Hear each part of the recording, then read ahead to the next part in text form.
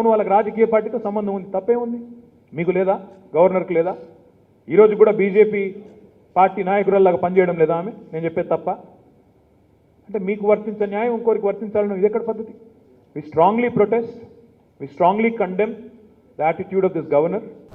బాధాకరమైన పరిస్థితి ఏమంటే రాజ్యాంగపరంగా హెడ్ ఆఫ్ ద స్టేట్గా ఉండేది మన రాష్ట్రానికి గవర్నర్ గారు, ఎందుకంటే కాన్స్టిట్యూషనల్ హెడ్ అంటారు వారిని. మరి ఈరోజు రాజ్యాంగబద్ధమైన గవర్నర్ పదవిలో ఉన్న ఇక్కడి గవర్నర్ గారు ఏ రకంగా వ్యవహరిస్తున్నారో ఇవాళ రాష్ట్రం మొత్తం చూస్తూ ఉంది, రాష్ట్ర ప్రజలు మొత్తం గమనిస్తూ ఉన్నారు. ఒక 4 నెలల కిందట అనుకుంటాను, ఆనాడు అప్పటి క్యాబినెట్ కేసీఆర్ గారు ముఖ్యమంత్రిగా ఉన్నప్పుడు అప్పటి క్యాబినెట్ ఒక నిర్ణయం తీసుకుంది. తెలంగాణ ఉద్యమంలో ఆనాడు క్రియాశీలంగా పనిచేసిన గౌరవనీయులు మా ఉద్యమ సహచరుడు సోదరుడు ప్రొఫెసర్ దాసోజు శ్రవణ్ గారిని మరి క్యాబినెట్ తీర్మానం చేసి గవర్నర్ కోటాలో ఎమ్మెల్సీగా ఎంపిక చేస్తూ వారితో పాటు మరి షెడ్యూల్డ్ ట్రైబ్గా ఉన్న ఎరుకల సామాజిక వర్గం, ఎందుకంటే జనరల్గా అవకాశాలు రావు కాబట్టి ఒక మాజీ శాసనసభ్యుడు సామాజిక ఉద్యమాల్లో పాల్గొన్న మరొక సోదరుడు సత్యనారాయణ గారు, ఇద్దరిని కూడా నామినేట్ చేస్తూ ఆనాడు కేసీఆర్ గారి క్యాబినెట్ నిర్ణయం తీసుకుంటే ఈ గవర్నర్ గారు రాజకీయపరమైన సంబంధాలు ఉన్నాయి అని చెప్పి ఆనాడు శ్రవణ్ గారిని అదేవిధంగా సత్యనారాయణ గారిని నామినేట్ చేస్తే క్యాబినెట్ నామినేట్ చేస్తే తిరస్కరించడం జరిగింది.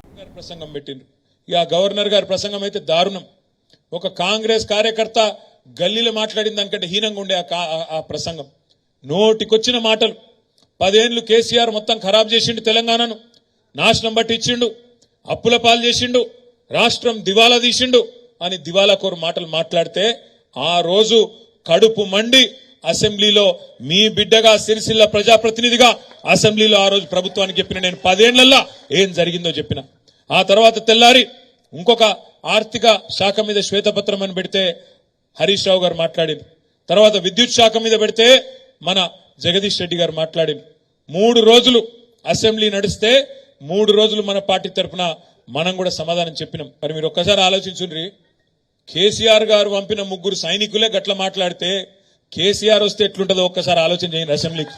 That when there is a member of the other house talking about breaking this country, we are being told on technical grounds you can't discuss that. But we are happily discussing the conduct of a governor who knows his position, and the walkout is in favor of the corruption. Honorable members. Sir, very senior member Keshav Rao ji should listen to what I'm saying, just as I've listened to him, rather than getting up and speaking in between with such protest. The entire opposition has walked out in favor of corruption, and when we are talking about eliminating corruption, rather than saying why they want to walk out, they are coming in. We are reminded we can't speak about the other house member, even if he is planning to break this country.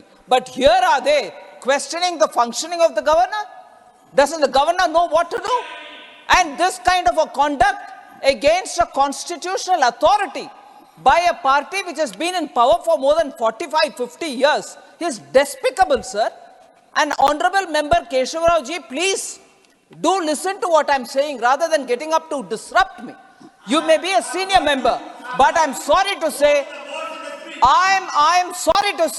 that the questioning of governor's conduct by the Congress party, particularly when the issue pertains to stopping corruption in a state, is astonishing.